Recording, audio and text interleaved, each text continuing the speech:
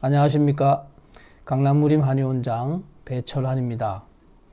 오늘은 한의원에 많이 오는 질환 중에 하나인 위식도 역류증 혹은 역류성 식도염에 대해서 동영상을 만들어 봤습니다.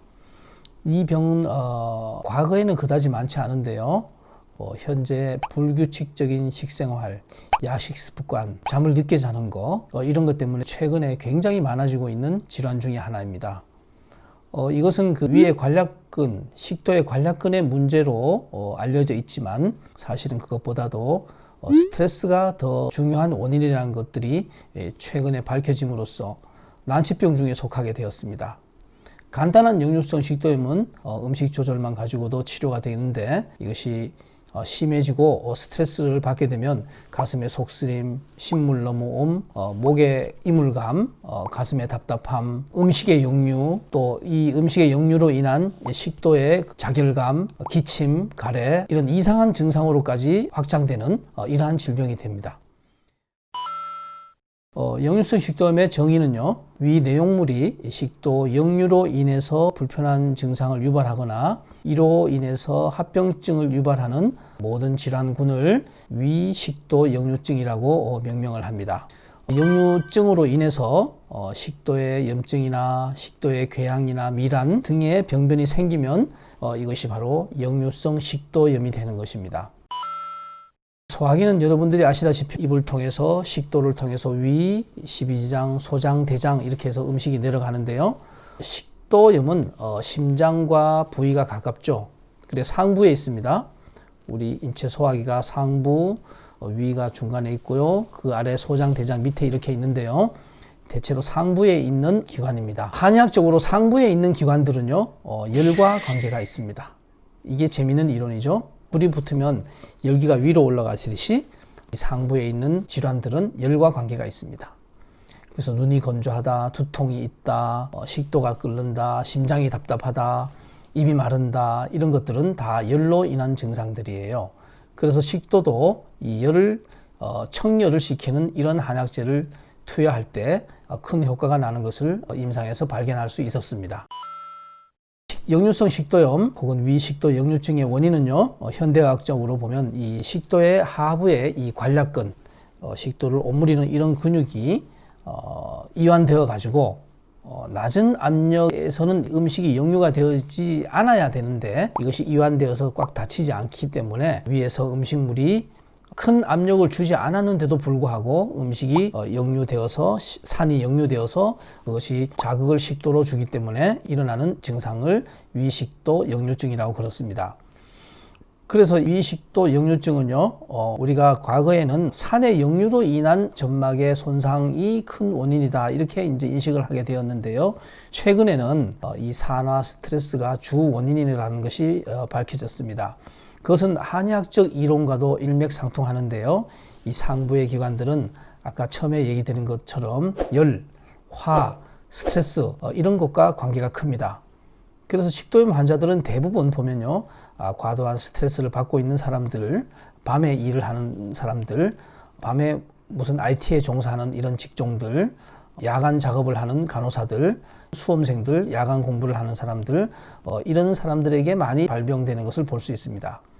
역류성 식도염은요, 거의 초등학생, 중학생 이런 어린 나이에는 발생하지 않습니다.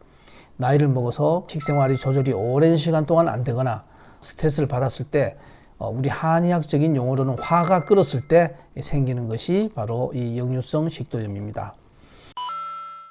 증상으로는요, 아까 처음 얘기 드렸죠. 가슴이 쓰리고 산이 역류가 되기 때문에 어떤 경우에는 트림도 나고요, 입이 쉬기도 하고 입이 쓰기도 하고 가슴이 아프기도 하고 심한 경우에는 등이 아프기도 하고 또 독특한 경우는 옆구리가 아프고 어깨가 아프고 기침이 나기도 하고요. 식도에 붙어있는 기도, 호흡기 쪽까지 영향을 주기 때문에 쉰 목소리가 나기도 하고 후두염이 오기도 하고 어떤 심한 경우는 천식 비슷한 증상이 오기도 하고 목에 이물감, 가슴 답답함 이런 아주 다양한 증상이 옵니다.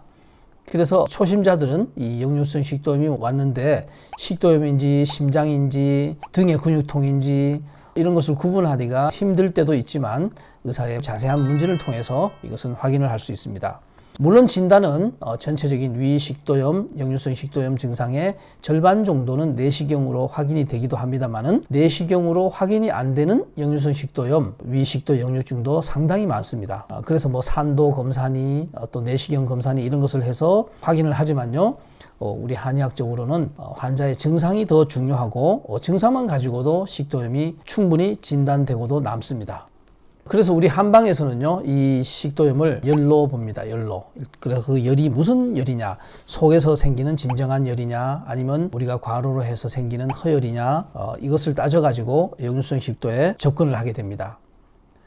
서양의학적으로 치료할 때는 제산제 위주의 처방을 쓰면서 안정제, 소화제, 염증약 이런 것을 쓰는데요.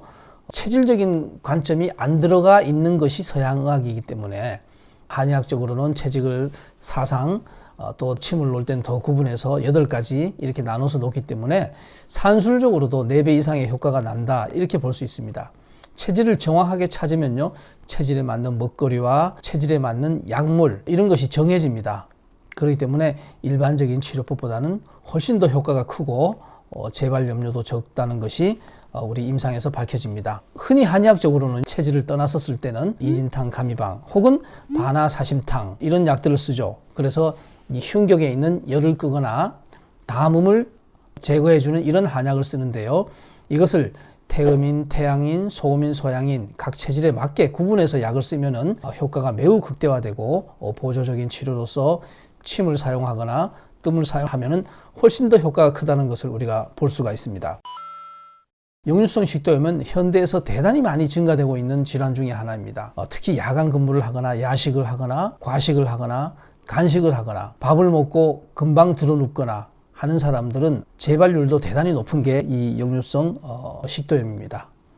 그리고 각자의 체질에 맞지 않는 육식을 많이 먹으면 그 육식에 기름진 것이 위와 식도에 부담을 줘서 역류성 식도염을 일으키는 것을 매우 흔히 관찰할 수 있습니다. 우리가 체질식에서 가장 중요하게 지적하고 있는 각자 체질에 맞는 탄수화물과 즉 밥과 체질에 맞는 고기 이것이 제대로 먹어야지만 식도염이 훨씬 더 빨리 치료되는 것을 우리가 볼 수가 있죠. 물론 카페인, 탄산음료, 술 이런 것들은 식도가 자극되기 때문에 그 물리적으로라도 식도에 부담을 주기 때문에 이런 음식은 피하는 것이 좋습니다.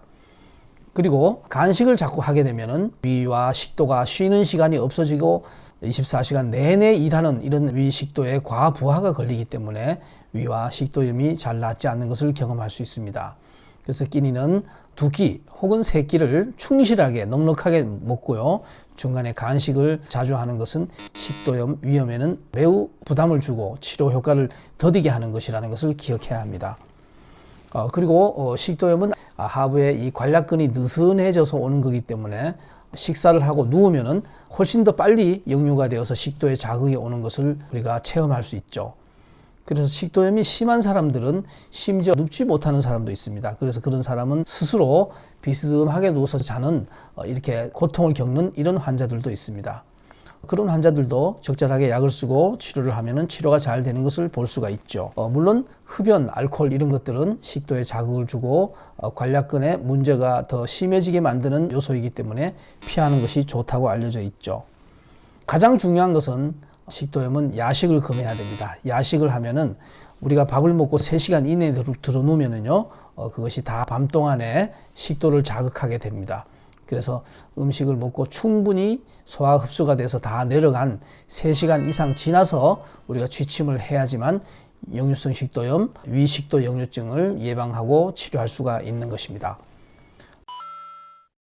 식도염은 현재 상당히 많아지고 있는 질환 중에 하나이고요. 우리가 체질의학적으로 또 한의학적으로 치료가 매우 잘 되는 병이기도 합니다. 요즘 스트레스 받는 사회에서 흔히 많이 발생하는 것이 이 위식도 역류증이니까요.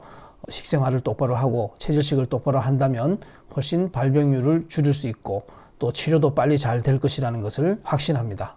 감사합니다.